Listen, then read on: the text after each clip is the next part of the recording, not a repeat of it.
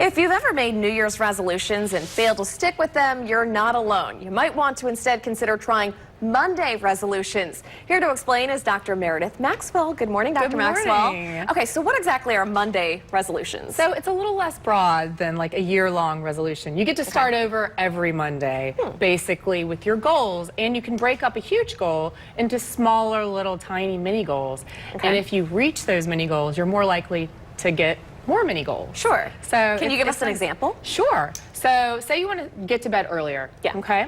So you set 15 minutes back the first week, then 15 more, so that's 30 minutes. And each week that you do that, you might get to your goal of going to bed 2 hours earlier. Okay. So if you fail, you could always start over on that Monday.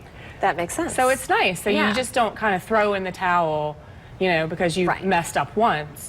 There's a study that shows that people are more likely to be healthier at the beginning of the week.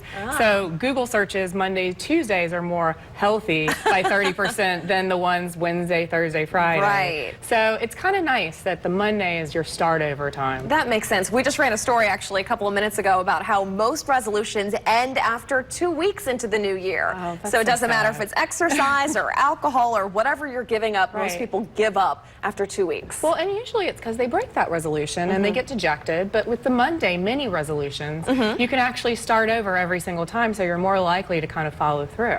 And we have something called SMART goals, right? Can you explain what those are all about? So you want to look at something that is measurable, that you can log, achievable.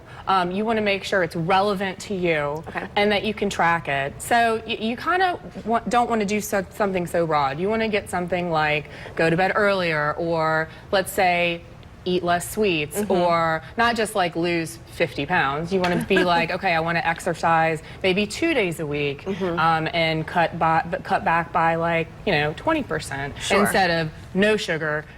Make it more achievable. Is it important to write things down too, to sort of journal your process or even write out your goals ahead of time? It is. It reinforces it, and it gives you a sense of satisfaction when you actually see that, and you can actually track your progress and hold you a little bit more accountable, I think, rather than just kind of a generalization in your mind. And then perhaps at the end of the week or even on Friday, you can measure your goals, and if you did really well Monday through Friday, maybe if you're doing the diet type resolution, to have a cheat day on Saturday and Sunday. Exactly. Something to reward yourself, and it always helps to have family and friends on board to kind of reinforce that, or get a buddy that wants to do it with you. That's important too, because days you don't want to do it, they might be like, come on, let's go. Right. Provide the extra motivation. Exactly. All right. So Monday resolutions, that's really the important thing here as opposed to that broad resolution. Right. Starting over fresh. All right. Thanks, Dr. Maxwell. We appreciate it. You're welcome.